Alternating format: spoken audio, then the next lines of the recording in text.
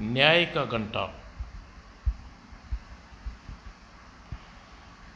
एक और चित्र है दोस्तों।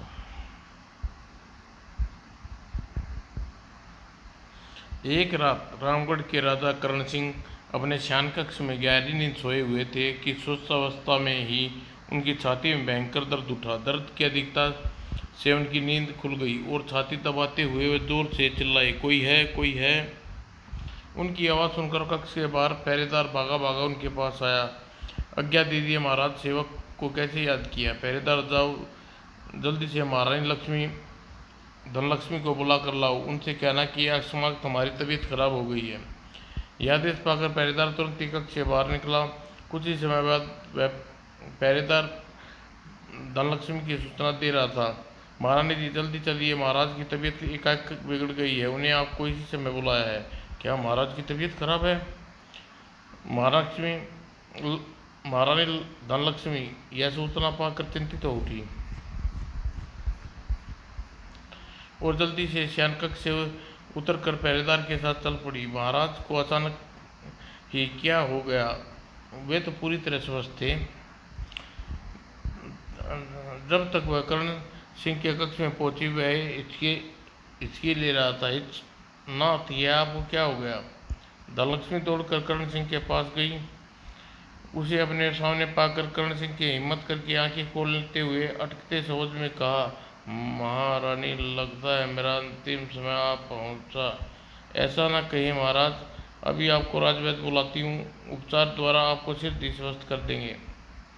धनलक्ष्मी, अब उन्हें बुलाना बेकार है, मुझे सामने ही अपनी मौत खड़ी दिख रही है। मरने से पहले मैं तुमसे एक वचन लेना चाहता हूँ। कैसा वचन महाराज?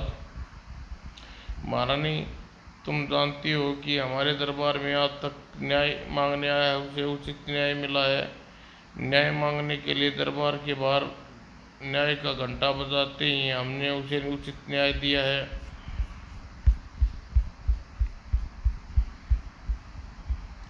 हम चाहते हैं हमारी मृत्यु के बाद भी न्याय का घंटे की आवाज़ धूलित न हो जाए, हमारे बाद भी प्रजा को उचित न्याय मिलता रहे।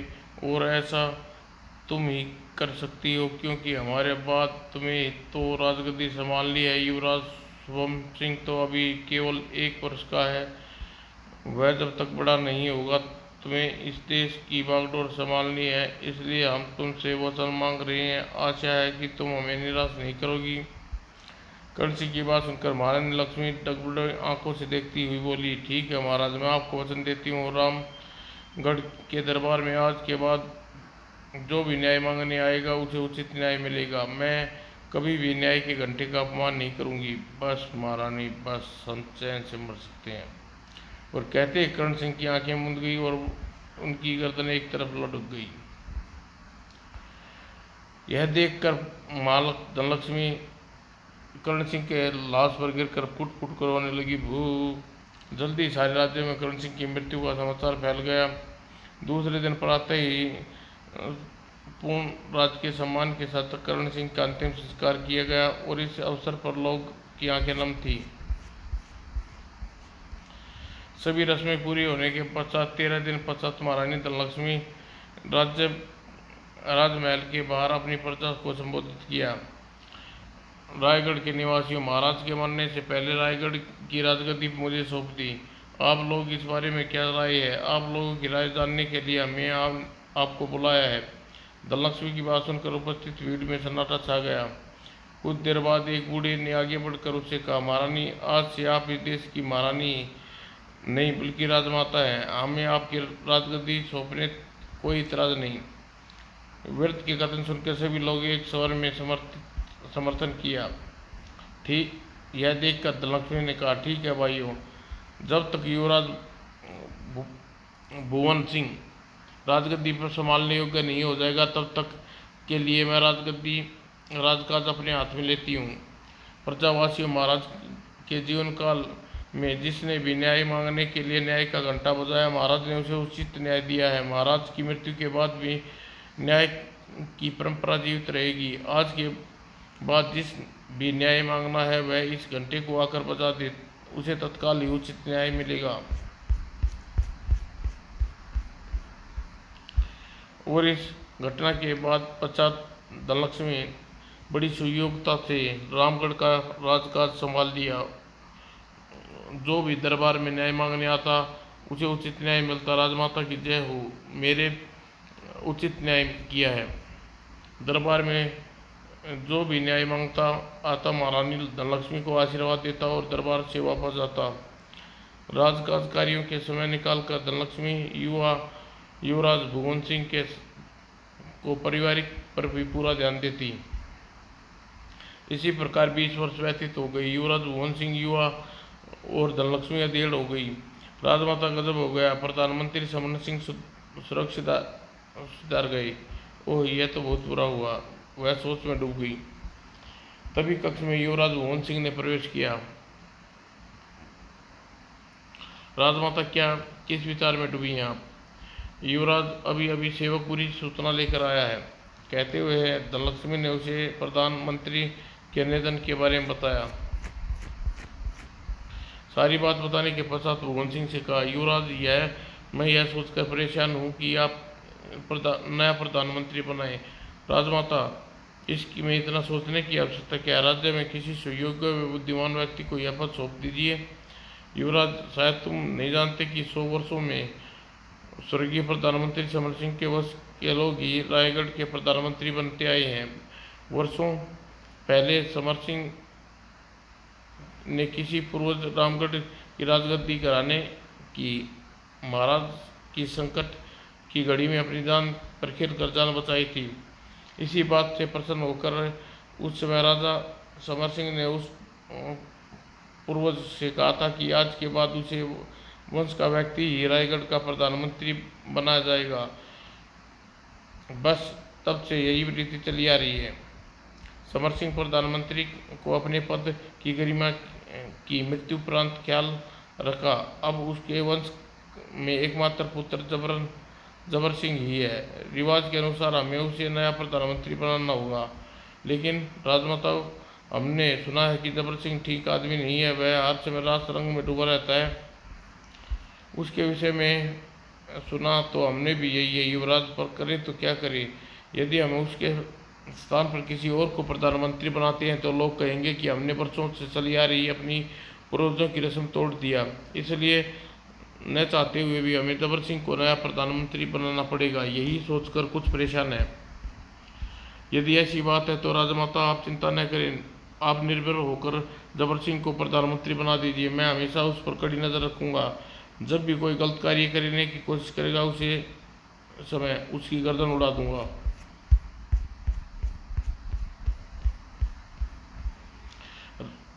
राजमाता धनलक्ष्मी ने उसी समय जबर सिंह को राजमहल में बुलाया। जबर सिंह, तुम्हारे पिताजी का निधन की सूचना पाकर हमें दुख हुआ। वे बहुत अच्छे आदमी थे, भगवान उसकी आत्मा को शांति प्रदान करे। जबर सिंह ने अपनी बात का कोई जवाब नहीं दिया, उदास गर्दन झुकाए खड़ा रहा। तब धनलक्ष्मी ने उससे आगे कहा, जबर सिंह, हम तुम्हें राजगढ़ का नया प्रधानमंत्री नियुक्त करते हैं। आशा नहीं कि पूरा विश्वास है कि तुम इस पद की जिम्मेवारी अच्छी तरह से निभाओगे। जी राजमाता, मुझे खुशी है कि आपने मुझे इस योग्य समझा, कहते हुए जबर सिंह ने आंखें में एक विशेष प्रकार की चमक उभर आई। राजमाता अपने भवन में वापस जाते हुए जबर सिंह सोच रहा था, मैंने जैसा सोचा था वैसा ही हुआ। अपने पिता को मौत के घाट उतारने मैंने अच्छा किया। उसके जीवित रहते मैं अपनी चाल में कभी सफल नहीं हो सकता था। वह अब दिन दूर नहीं जब मैं रामगढ़ का राजा बनूंगा। जबर सिंह ने प्रधानमंत्री का पद संभाल लिया और वह हमेशा पहले की तरह राजनर्तकी यामिनी के भवन में पड़ा रहता। नर्तकी, थोड़ा मदिरा और दो, मुझे प्यास बुझी नहीं। इस घटना के कुछ दिन बाद युवराज भुवन सिंह का विवाह मालपुर की राज्य की राजकुमारी माला से हुआ। विवाह के पश्चात राजकुमारी माला बारात के साथ विदा होकर रामगढ़ आ गई। इस उपलक्ष्य में सारे रामगढ़ में खूब खुशियां मनाई गई और इधर राजा उत्सव में वह खुशियां में डूबा था। दूसरी ओर जबर सिंह राजनीति की यामिनी से कह रहा था, राजनीति की यामिनी, मेरी योजना को क्रियान्वित करने का समय आ गया है। इस योजना में तुम मेरा साथ देना। मैं वादा करता हूँ रायगढ़ का राजा बनने के पश्चात तुम्हें अपनी महारानी बना लूँगा। इसके लिए मुझे क्या करना होगा प्रधानमंत्री जी?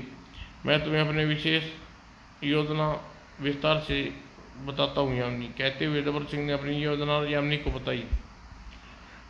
जबर सिंह की सारी योजना दान करने के पश्चात यामिनी ने उससे कहा, ठीक है प्रधानमंत्री, आपके कहे अनुसार करूँगी। मुझे तुमसे ऐसी आशा थी यामिनी।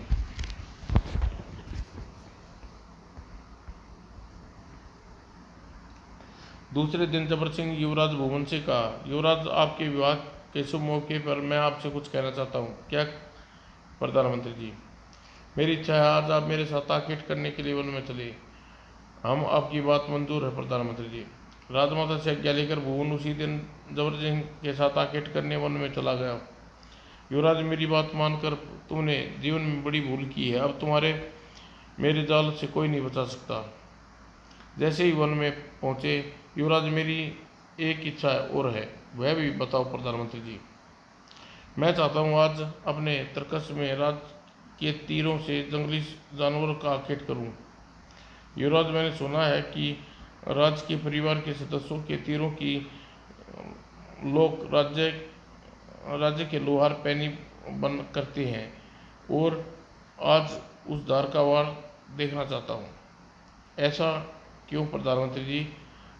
हमें अपने तीर देने में कोई इतराज नहीं प्रधानमंत्री जी, कहकर युवराज ने तिरकस जबर सिंह को दे दिया और तीर स्वयं ले लिए। तीरों की अदला बदली के पश्चात दोनों मन में प्रवेश किया। योजना अनुसार राजनर्तकी यामिनी अपने सेवक के साथ वन में सरोवर के तट पर पहुंच गई होगी। दूसरी सरोवर के पास एक अधेड़ स्त्री वेश बदल कर यामिनी अपने सेवक से कहा, काशीनाथ, बहुत प्यास लगी है, जाओ लोटे से सरोवर में पानी भर लाओ ताकि अपनी प्यास बुझा सकूं। अच्छा मालकिन। और काशीनाथ लोटा लेकर सरोवर की ओर चल दिया। पता नहीं मालकिन ने आज यह क्या सूझी स्वयंवृता का वेश धरकर मुझे साथ लेकर वन आई। पता नहीं वन में अपने आप आने का इनका प्रयोजन क्या है। और सरोवर तट पर पहुंचकर काशीनाथ ने जैसे ही लोटा पानी में डुबोया, दूसरी ओर झाड़ियों के पास गुजरते जबर सिंह और भुवन गुड़ुप गुड़ुप की आवाज़ सुनी। आवाज़ सुनकर जबर सिंह ने भुवन से कहा, युवराज, लगता है झाड़ियों की और कोई जंगली जानवर सरोवर का पानी पी रहा है।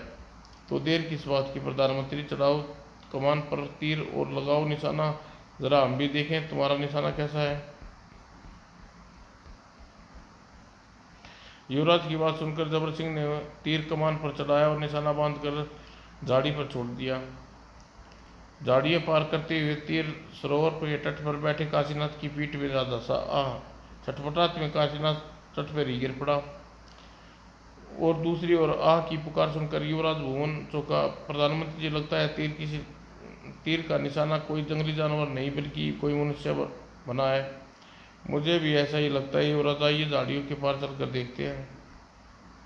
उधर यामिनी दौड़कर काशीनाथ के पास पहुंची और तब तक काशीनाथ प्राण पे गिर उड़ चुके थे। उसका सिर गोद में रखकर फूट फूट रोया, आए मेरे लाल, किसने मार दिया। कुछ देर बाद जबर सिंह भुवन सिंह उसके पास पहुंचे। क्या बात है माई, तुम रो क्यों रही हो? आए मेरा बेटा की लाश मेरी गोद में पड़ी है, फिर भी आप पूछते हैं कि क्यों रो रही है। न जाने किस हत्यारे ने मेरे इकलौते बेटे को मार डाला, कहकर यामिनी फूट फूट कर रोने लगी। यह देखकर प्रधानमंत्री जबर सिंह खेत भरे स्वर में कहा, माई, हमने यह अपराध हुआ है, भूलवश हमने तुम्हारे बेटे की हत्यारे बन बैठे। हम तुम्हारे बेटे को पुनर्जीवित तो नहीं कर सकते, पर इसके बदले में हम तुम्हें जो भी मांगोगी हम तुम्हें देंगे लिए तैयार है। बताओ तुम्हारी क्या इच्छा है। मेरी इच्छा हत्यारे, मेरी इच्छा के बारे में मत पूछते हो, साथ ही मुझे धन दौलत का प्रलोभन देते हो। कुछ नहीं चाहिए मुझे, केवल न्याय चाहिए। मेरे साथ तुमने घोर अन्याय किया है, मेरे बुढ़ापे का सारा छीन लिया है। अगर मुझे कुछ देना है, दे सकते हो तो न्याय दो, कहकर यामिनी हिचकियाता लेने रोने लगी। यह देखकर युवराज भुवन ने उसे कहा, ठीक है माई, अगर तुम अपना न्याय चाहती है तो अपने पुत्र का शव लेकर रायगढ़ के दरबार में उपस्थित होना। हम तुम्हें विश्वास दिलाते हैं कि वहाँ तुम्हें सच्चा न्याय मिलेगा। फिर वे वहाँ से चल पड़े। कुछ देर चलने के बाद जबर सिंह बोला, प्रधानमंत्री जी, विद्या के बेटे की मृत्यु के कारण हमारा मन आकेट करने को नहीं नहीं लगेगा, वन लौट जाना चाहिए। ठीक, जो आ गया युवराज। फिर दोनों रायगढ़ की ओर लोग वापस लौट पड़े। प्रधानमंत्री जी विद्या को रामगढ़ के दरबार में पेश होने के लिए कह कर, तुमने जो बहुत गलत किया, हम जानते हैं कि राजमाता आपको अवश्य ही दंड देगी। युवराज, अपने कुछ गलत नहीं किया, हम यही चाहते थे कि विद्या को न्याय मिले। इस प्रकार वार्तालाप करते दोनों रामगढ़ पहुंचे। दूसरी ओर मुर्दा रूपी नरराज नृत्य की यामिनी अपने सेवक काशीनाथ का शव लेकर रामगढ़ के राजमहल में पहुंची। अब मुझे न्याय का घंटा बजाना चाहिए। यह सोच यामिनी ने घंटे का रक्षा पकड़ा और घंटा बजाने लगी। लगातार घंटे बजाते रही। घंटे की आवाज दरबार में पहुंची। लगता है कोई दुखी न्याय मांगने आया है, हमें तुरंत ही दरबार में बुलाकर उसकी फरियाद सुननी चाहिए। यह सोच उसने सैनिक को आज्ञा दी। राजमहल के बाहर जो न्याय की घंटियां बजा रही उसे दरबार बजा रहा है, उसे दरबार में ले आओ। जो आज्ञा राजमाता, कहकर सेवक दरबार से निकल गया। दरबार में जबर सिंह और युवराज अनूप सिंह बैठे थे। युवराज जबर सिंह ने कहा, प्रधानमंत्री जी, लगता है वृद्धा स्त्री अपना न्याय मांगने दरबार में यहाँ पहुंची है। मुझे भी ऐसा लगता है युवराज। जल्दी ही सेवक काशीनाथ शव को हाथों में उठाए यामिनी दरबार में यहाँ पहुंची। दुआई हो राजमाता, दुआई, मुझे न्याय चाहिए। तुम्हारे साथ हम अन्याय हुआ है, हमें बताओ। राजमाता, किसी हत्यारे ने मेरे इकलौते पुत्र को मार दिया। क्या तुम हत्यारे के बारे में कुछ जानती हो? राजमाता, हत्यारे के बारे में जानती तो नहीं, पर डरती हूँ उसके आप दंड दे नहीं दे पाएंगी। बूढ़ी, और शायद तुम नहीं जानती, इस दरबार में सच्चा न्याय होता है। दोषी चाहे महाराज हमारा पुत्र ही क्यों ना हो, हम उसे दंड देंगे। तो सुनिए राजमाता, युवराज भुवन ही मेरे पुत्र की हत्या की है। क्या? ये बुढ़िया, तुम क्या बक रही हो? यामिनी ने एक बार घूर कर भुवन की ओर देखा। तत्पश्चात धनलक्ष्मी बोली, राजमाता, मैंने युवराज पर झूठा आरोप नहीं लगाया, मैंने इस बात का सबूत भी है, हत्या युवराज ने की है। क्या सबूत है? यह सबूत है राजमाता, इसी तीर से युवराज मेरे पुत्र की हत्या की है। यामिनी तीर लेकर सेवक की राजमाता के पास पहुंचा। तीर को देखकर धनलक्ष्मी चौंक पड़ी। यह तो वास्तव में युवराज भुवन का तीर है। तीर पर राज चिन्ह सूर्य बना हुआ है। अब क्या होगा? मुझे अपने पुत्र को दंड देना होगा। धनलक्ष्मी सोच में पड़ गई। उसे सोच में पड़ा देख कर यामिनी व्यंग्यपूर्ण बोली, राजमाता की सोच में पड़ी हो? आप पहले ही कह दिया था दोषी को दंड नहीं दे पाएंगी। तब धनलक्ष्मी ने युवराज भुवन से पूछा, युवराज, यह वृद्धा स्त्री जो कुछ कह रही है सही है? राजमाता, विद्या के पुत्र की हत्या मुझसे नहीं, प्रधानमंत्री जबर सिंह के हाथे हुई है। लेकिन वृद्धा ने तो जो तीर हमें दिया है वह तुम्हारा है। वृद्धा कह रही है कि इसी तीर से उसके पुत्र की हत्या हुई है। राजमाता, यह तीर प्रधानमंत्री जबर सिंह ने के पास कैसे पहुंचा, इसके बारे में आपको बताता हूँ। तब युवराज भुवन ने तीरों की अदला बदली के बारे में धनलक्ष्मी को बताया।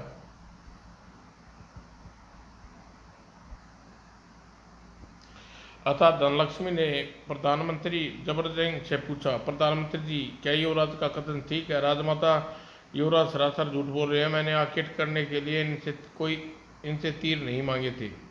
यह सुनकर युवराज को ने क्रोध भर उठा।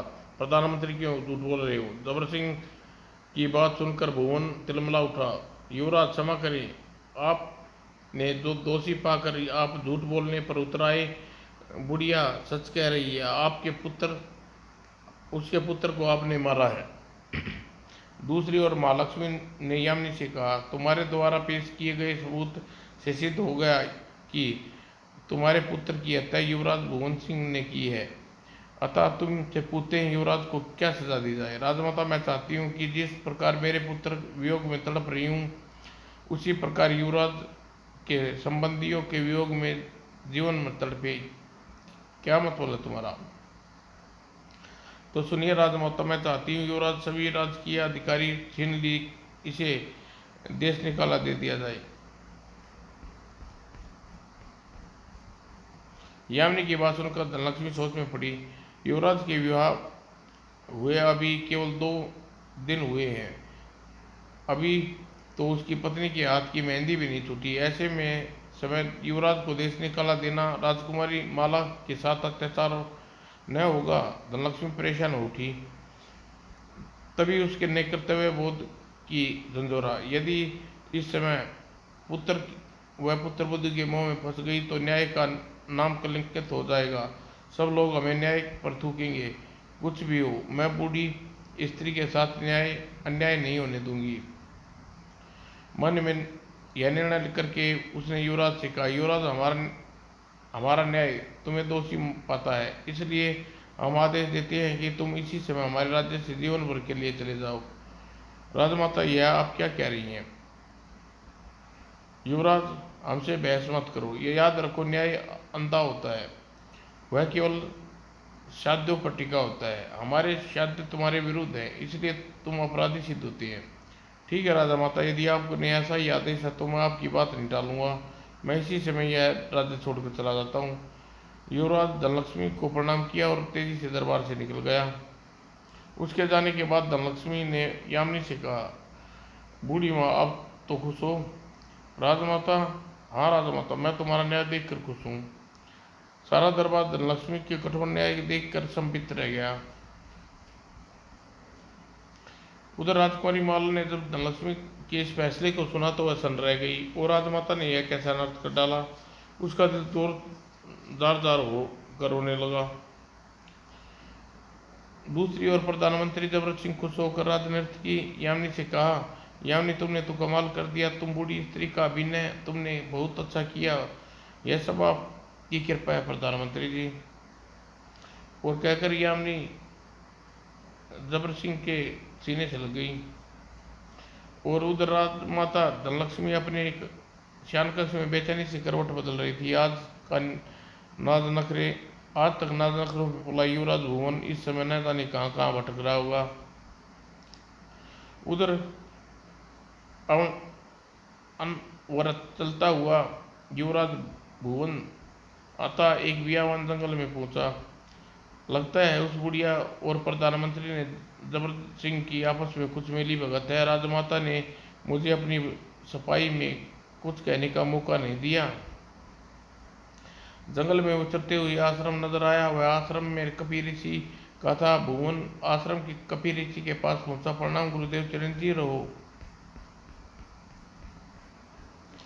भुवन कपिल ऋषि के चरणों में बैठ गया और कपिल ऋषि ने उससे पूछा, बेटा तुम कौन हो और इस बियान जंगल में क्या कर रहे हो? गुरुजी, मेरा भाग्य का मारा रामगढ़ का युवराज भुवन हूँ। कहते हुए अपनी सारी आप बीती कपिल ऋषि को बताई। कपिल ऋषि ने सारी बात बताने के पश्चात वह आगे कहा, गुरुदेव, आपका बाकी जीवन आपके आश्रम में रहकर बिताना चाहता हूँ, मुझे कोई एतराज नहीं। उसी दिन भुवन कपिल ऋषि के आश्रम में साधारण मनुष्य बनकर रहने लगा। इस प्रकार धीरे धीरे करीब 1 माह बीत गया। राजमाता धनलक्ष्मी अपने पुत्र वियोग में कुछ दिनों के लिए निडाल हो गई। फिर भी वक्त मिलने पर जख्म मरहम लगा दिया और अब वह पहले की तरह राजकाल देखने लगी। कुछ दिन सारे मंत्री उसके पास प्रधानमंत्री जबरत सिंह की शिकायत लेकर आए। राजमाता, प्रधानमंत्री जबरत सिंह इन दिनों अपने कार्य की में सुचारू रूप से नहीं कर रहा। सारे दिन राजनीति की यामिनी की और भवन में मदिरा के नशे में चूर रहता है। हम लोग सभी लोग यही शिकायत है। राजमाता धनलक्ष्मी उसकी बात पर विचार करते हुए, मैं भी कई दिन से प्रधानमंत्री को दरबार में अनुपस्थित देख रही हूँ। आप लोग फिक्र न करें, हम उसके बारे में वार्तालाप करेंगे। धनलक्ष्मी को आश्वासन पाकर सभी वहां से चले गए। तब धनलक्ष्मी ने सोचा, आज हमें स्वयं राजनीति के भवन में चलना चाहिए ताकि रंगे हाथों पकड़े जाने पर प्रधानमंत्री जबरत सिंह लज्जा का बास हो। यही सोच धनलक्ष्मी उसी समय राजनीति यामिनी के भवन की ओर चल दी। धनलक्ष्मी जब यामिनी के भवन में पहुंची तो कक्ष में के अंदर यामिनी और प्रधानमंत्री जबरत सिंह कह रही थी, प्रधानमंत्री जी, 1 माह व्यतीत हो गया, क्या आप अपना वादा भूल गए? कौन सा वादा? उसका वार्तालाप सुनकर धनलक्ष्मी कक्ष के बाहर ठिनक कर खड़ी हो गई। मुझे कक्ष के बाहर खड़ी होकर इनके दोनों के वार्तालाप सुनना चाहिए। सोचकर धनलक्ष्मी दरवाजे की ओट में खड़ी होकर उन दोनों की बातें ध्यानपूर्वक सुनने लगी। अंदर यामिनी जबर सिंह से कह रही थी, प्रधानमंत्री जी, आपने कहा था कि आप जल्दी रामगढ़ के राजा बनेंगे, उसके पश्चात मुझे अपनी महारानी बना लेंगे। मैं समय कब आएगा प्रधानमंत्री जी? समय जल्दी आएगा यामिनी, लेकिन तुम इस खुश फहमी में न रहो कि मैं तुम्हें अपनी महारानी बनाऊंगा। यदि यह आप क्या कह रहे हैं प्रधानमंत्री जी, ध्यान रखिएगा, यदि आपने अपने दिए वादे पर अटल न रहे तो राजमाता से जाकर सारी बात बता दूंगी। मैं मानता हूँ यामिनी कि तुमने मेरे कहने पर बुढ़िया का रूप धार कर राजमाता से न्याय मांगा। बेचारी राजमाता को क्या पता था कि हत्यारा उसका बेटा नहीं बल्कि अनाथ सेवक की हुई है। और हत्या युवराज भुवन सिंह ने नहीं बल्कि मैंने की है। यह राज केवल मैं और तुम जानते हैं। तुम्हारी धमकी से मेरी आंखें खोल दी, अब मैं तुम्हें जीवित नहीं छोड़ूंगा। कहकर जबर सिंह ने तलवार यामिनी के सीने में घोंप दी। ओह! यामिनी का शरीर निर्जीव होकर पृथ्वी पर गिरा। उधर धनलक्ष्मी सारी बात जानकर आश्वस्त खड़ी रह गई। इसका मतलब कि मैंने अपने निर्दोष बेटे को देश निकाला की सजा दी है। यामिनी की हत्या करने के बाद जबर सिंह कक्ष से बाहर निकला। राजमाता आप? हाँ जबर सिंह, मैं तुम्हारी और यामिनी की सारी बातें सुन ली। हाँ हाँ हाँ, तब बहुत अच्छा हुआ राजमाता, आपने मरने का समय आ गया। दुष्ट मौत मेरी नहीं तेरी आई है। लेकिन राजमाता पूरी तरह चौकन्नी थी। उसने जल्द ही अपनी तलवार जबर सिंह की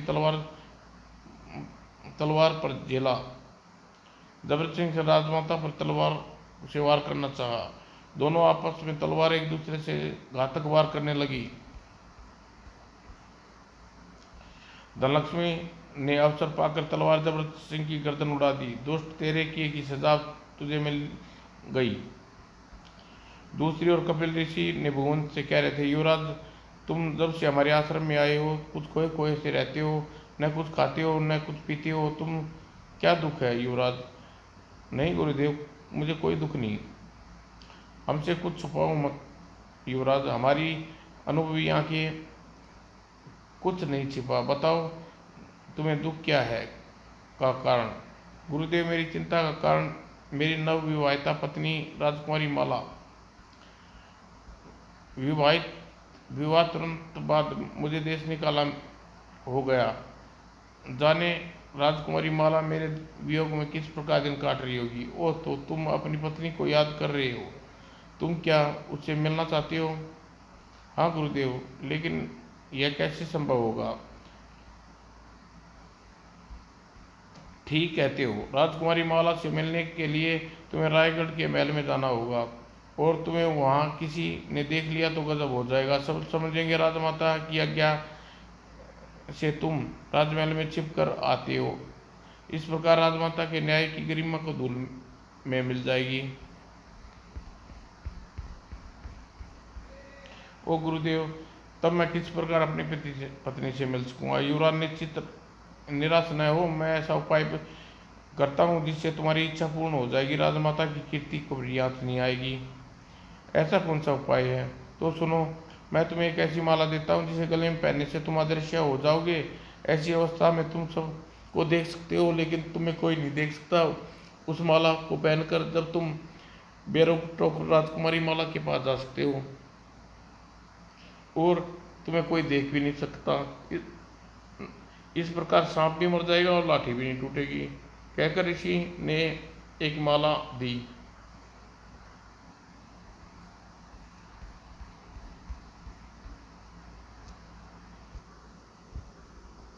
भुवन सिंह उत्सुकता से माला को देखने लगा। तब कपि ऋषि ने कहा, युवराज, एक बात को याद रखना, यह माला यदि तुम गले से उतार लोगे तो उस अवस्था में जो कोई भी तुम्हें महल में देख लेगा वह तुरंत पत्थर का हो जाएगा। ओह, तब तो मुझे देखते ही राजकुमारी माला भी पत्थर की हो जाएगी। नहीं, राजकुमारी माला और राजमाता धनलक्ष्मी पर यह बात लागू नहीं होगी, वह पत्थर की नहीं बनेगी। जब राजकुमारी तब गुरुदेव आपकी आज्ञा हो तो मैं इसी समय रामगढ़ जाऊं? ठीक है, इस समय रात्रि होने को है। तुम रात्रि में अपनी पत्नी के पास गुजार कर सुबह होने से पहले वापस आ जाना। अच्छा गुरुदेव। ऋषि को प्रणाम करके भुवन खुश होकर वहां से चल दिया। जब वह रामगढ़ पहुंचा तो राजमहल के बाहर पहुंचा तो अर्धरात्रि बीत चुकी थी। अब मुझे माला गले से पहनकर अदृश्य हो जाना चाहिए। और भुवन तत्काल ही माला पहन ली। माला गले में पहनते ही अदृश्य हो गया। तत्पश्चात निडर होकर महल में प्रवेश कर गया। किसी ने उसे देखा नहीं, रोका टोका नहीं। जब वह राजमहल में घूमता हुआ राजकुमारी माला के शयन कक्ष में पहुंचा तो रुद्राक्ष की माला उतार कर जेब में रख दी। बेचारी माला कैसे सूख कर काटा हो गई है। भुवन होले से उसे पुकारा, राजकुमारी माला देखो मैं आया हूँ। राजकुमारी माला की पुकार सुनकर जल्दी आंखें खोल दी। युवराज आप? हाँ माला, मैं तुमसे मिलने आया हूँ। तब माला तेजी से शयन कक्ष से उठी, भुवन के कदमों को पकड़कर जोर से रोती हुई बोली, स्वामी आप मुझे छोड़कर क्यों चले गए? वह रात्रि उसने माला के पास गुजारी। माला होनी को कोई नहीं टाल सकता। धीरज रखो, जब मैं रोज रात्रि में छिपकर तुमसे मिलने आया करूंगा। भोर होने से पहले उसने माला से कहा, माला विदा स्वामी, विदा स्वामी, आज रात फिर आपकी प्रतीक्षा करूंगी। माला से विदा लेकर वह कक्ष से बाहर निकला। जल्दबाजी में रुद्राक्ष की माला गले में दोबारा पहनना भूल गया। कक्ष से बाहर निकलते ही उसका सामना दो पहरेदारों से हो गया। युवराज आप? पकड़ा गया। लेकिन अगले ही पल वह चौंक पड़ा। वो दोनों पत्थर के हो गए। इसका मतलब मैं रुद्राक्ष की माला गले में डालना भूल गया हूँ। भुवन ने जल्दी रुद्राक्ष की माला निकाली और गले में पहन लिया। मुझे जल्दी से यहाँ से 9-11 हो जाना चाहिए, सोचकर भुवन तेजी से महल की ओर निकल गया।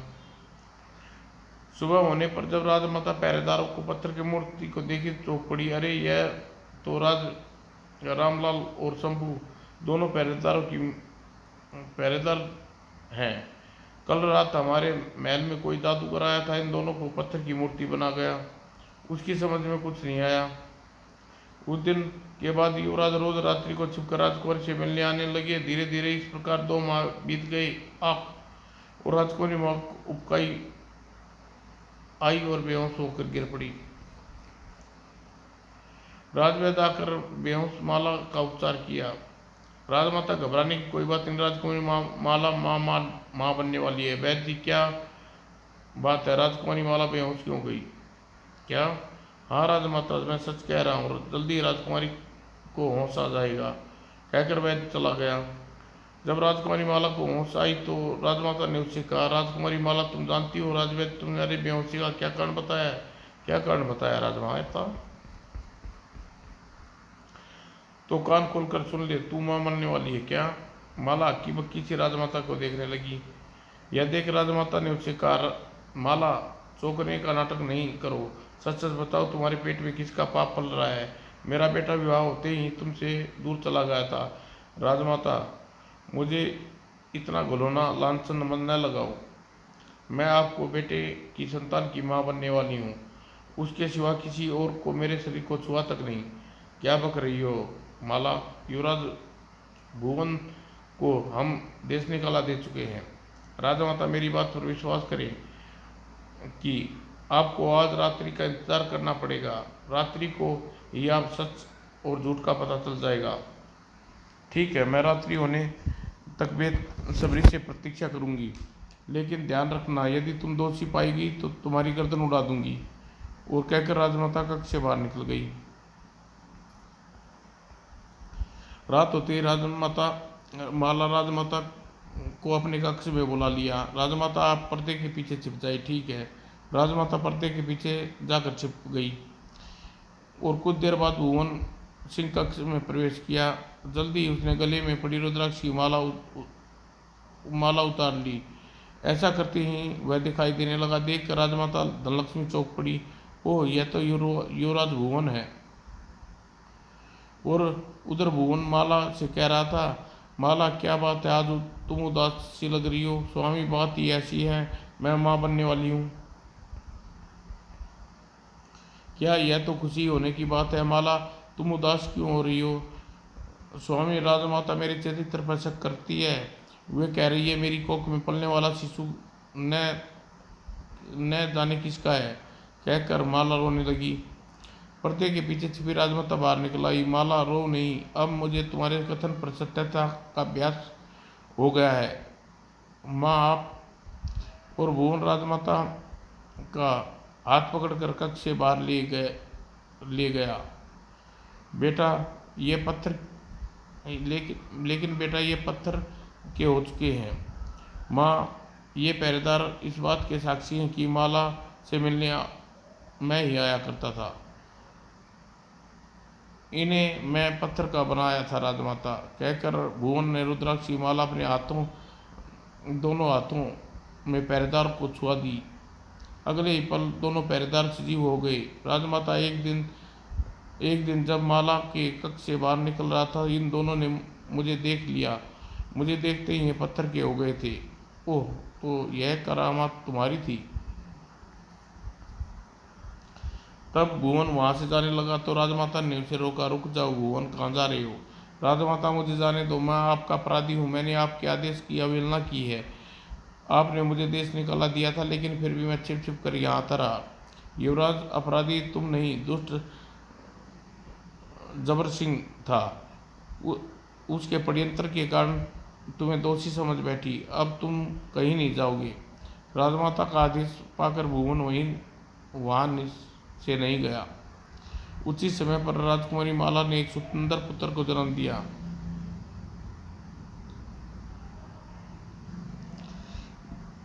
बेटा, ऐसा सुंदर पोता पाकर आज मैं बहुत प्रसन्न हूँ।